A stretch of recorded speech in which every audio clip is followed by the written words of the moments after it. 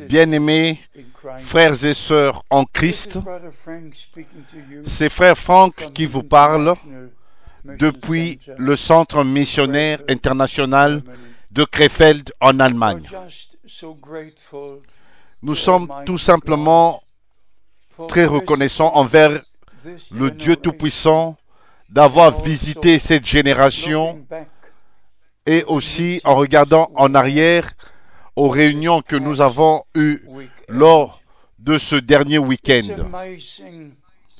C'est vraiment merveilleux, étonnant de voir comment Dieu appelle le peuple de toutes les nations et de toutes les tribus ici au centre missionnaire. Plus de 20 nationalités différentes, 20 nations différentes, plus de 1200 personnes rassemblées pour écouter la parole de Dieu. Et dans 172 pays, les croyants ont regardé les réunions et ont écouté la parole de Dieu. Nous croyons, je crois, que le dernier message est maintenant en train d'atteindre les extrémités de la terre. Et je peux vraiment dire avec véracité, comme l'apôtre Pierre l'a dit, dans 2 Pierre, au chapitre 1, verset 16, ce n'est pas en effet en suivant des fables habilement conçues que nous vous avons fait connaître la puissance et le retour de notre Seigneur Jésus-Christ. Mais c'est comme ayant vu sa majesté de nos propres yeux. De nos propres yeux ayant vu sa majesté. Notre sujet est la seconde venue de Christ. La préparation, la séparation, être prêt pour ce jour glorieux qui s'approche rapidement. Et aussi, au verset 19, et nous tenons pour d'autant plus certaine la parole prophétique. Bien-aimés frères et sœurs, mon cœur est brisé et mis en pièces à cause de plusieurs enseignements qui circulent au nom du message, et particulièrement la dernière interprétation du quartier général principal à Jeffersonville le 30 avril, mettant l'accent sur le retour du prophète. Je voudrais que vous me montriez un seul endroit dans la sainte parole de Dieu où il est écrit que le prophète va revenir. Cette parole de Dieu ne parle que du retour de Jésus-Christ, notre Seigneur. Je ne vais jamais recevoir, accepter un faux enseignement, jamais accepter une quelconque interprétation. J'ai été appelé directement par la voix audible du Seigneur pour prêcher cette parole de Dieu. Ce n'est pas des fables habilement conçues. Et frères et sœurs, je regarde en arrière à plusieurs années. Quand frère Branham est décédé en décembre 1965, il n'avait jamais apporté le message dans un quelconque pays sur la terre. Il ne tenait qu'en dehors des États-Unis des réunions d'évangélisation. En fait, le message est allé de l'avant depuis l'ouverture des 7 sceaux. Mais pour nous, bien-aimés frères et sœurs, c'est tellement important de croire exactement ce qui avait été dit de la nuée surnaturelle. Et je vais encore relire cela. Et je vous dis immédiatement, si vous ne pouvez pas croire le texte original qui avait été dit à William Branham le 11 juin 1933, vous êtes condamné par Dieu lui-même de croire n'importe quelle interprétation, chaque interprétation et chaque fable. Je vais lire ce qui est sorti de la bouche de William Branham et répétant ce qui lui avait été dit. Les gens ont commencé à s'évanouir, à tomber, et la voix vint qui a ébranlé partout et tout l'endroit. Et a dit, de même que Jean-Baptiste fut envoyé pour précéder la première venue de Christ, le message qui t'a été donné sera un précurseur de la seconde venue de Christ. Ce n'est pas que moi, je serai le précurseur, mais le message devait être le précurseur. Ceci est ainsi dit le Seigneur. Et ensuite, la falsification, c'est juste quelques mots, quelques paroles. De même que Jean-Baptiste fut envoyé pour précéder la première venue du Seigneur, de même, toi, tu es envoyé pour précéder sa seconde venue. Ça, c'est un mensonge. C'est un mensonge. Vous n'avez qu'à comparer les deux choses. Les paroles originales et la falsification. Frères et sœurs, le temps est arrivé. Et là, la lumière s'est séparée des ténèbres, le vrai et le faux. C'est impossible. Vous devez croire ce que Dieu a dit ou vous êtes condamné de croire votre propre interprétation et tous les faux enseignements.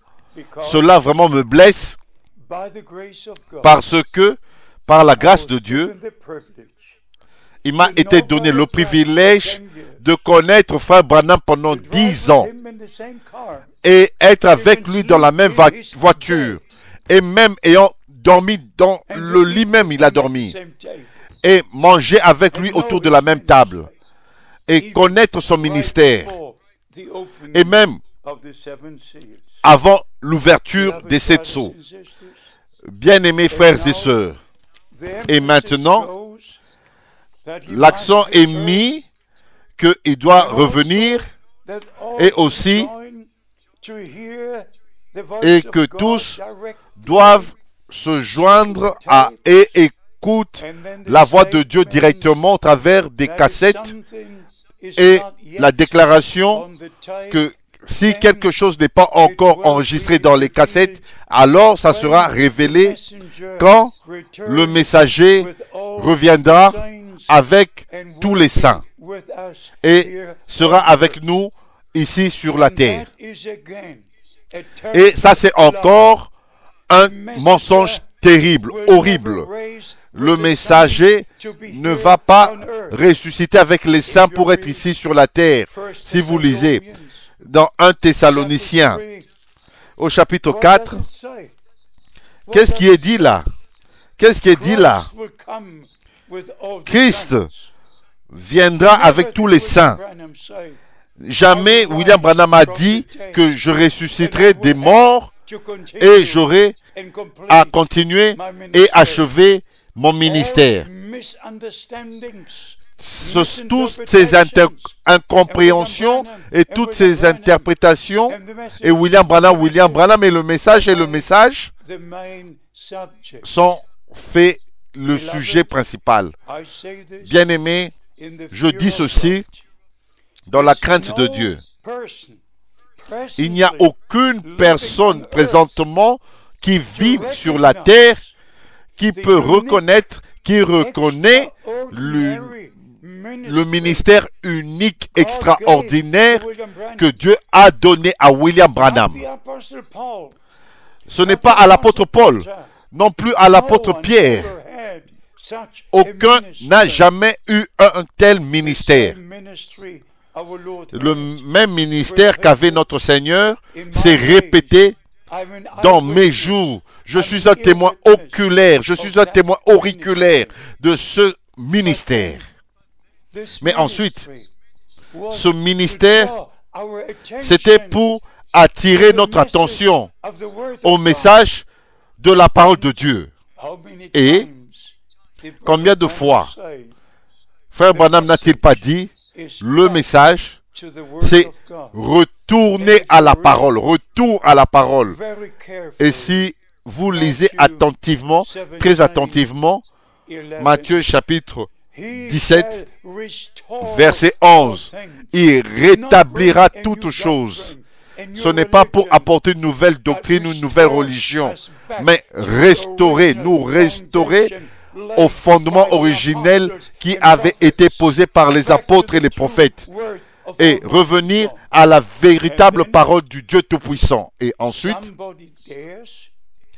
quelqu'un ose dire le 30 avril de cette année à Jeffersonville, je vais vous le lire, quand Saül est allé voir la sorcière d'Endor,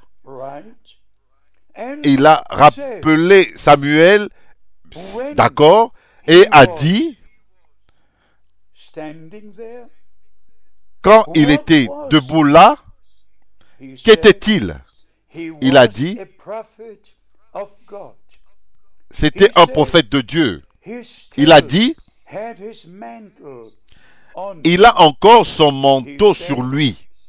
Il a dit, il n'a pas perdu, même si il est passé et allé de l'autre côté. Et maintenant vient la déclaration. Il a dit, c'était encore le prophète de Dieu. De même, alors, quand Frère Branham reviendra,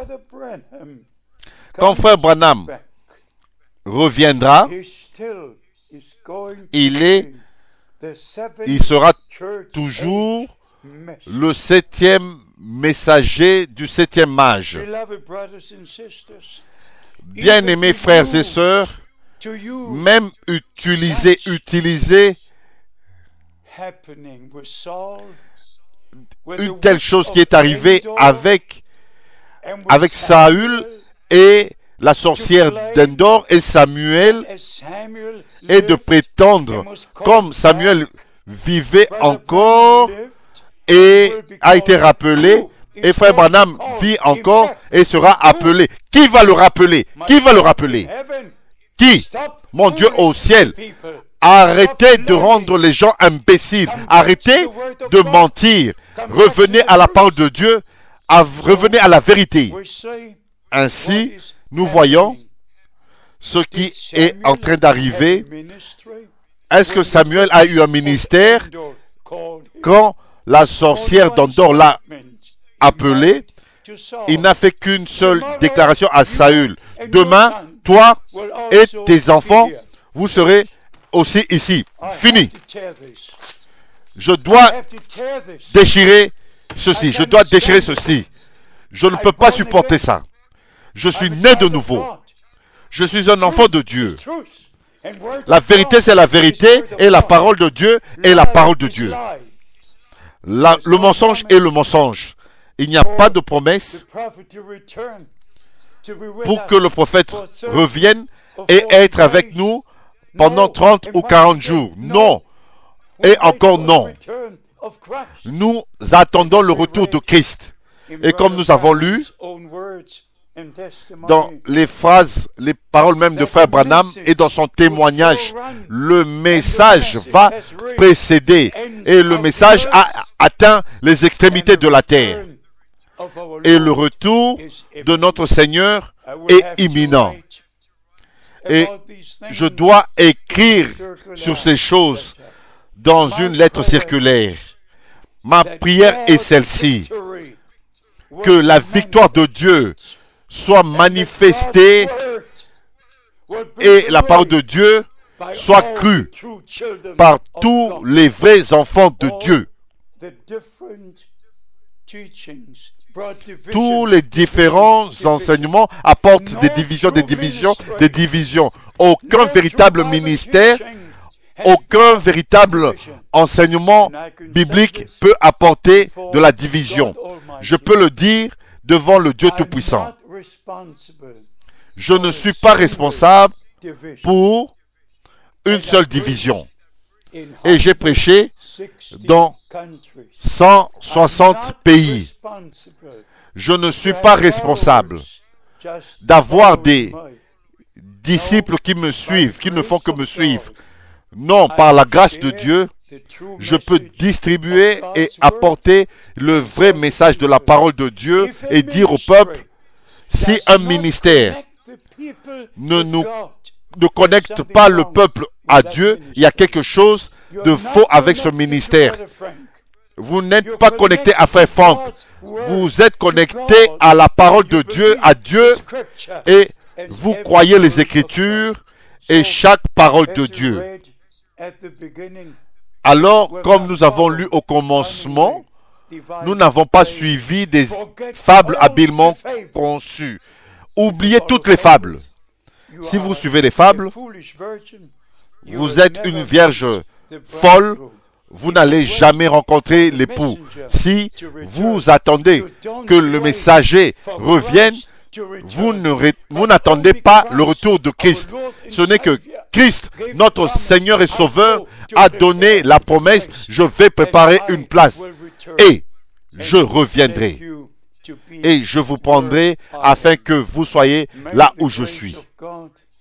Que la grâce de Dieu repose sur vous et puisse la parole de Dieu atteindre vos cœurs et accomplisse ce pourquoi elle a été envoyée. Que Dieu vous bénisse et que Dieu soit avec vous. Amen.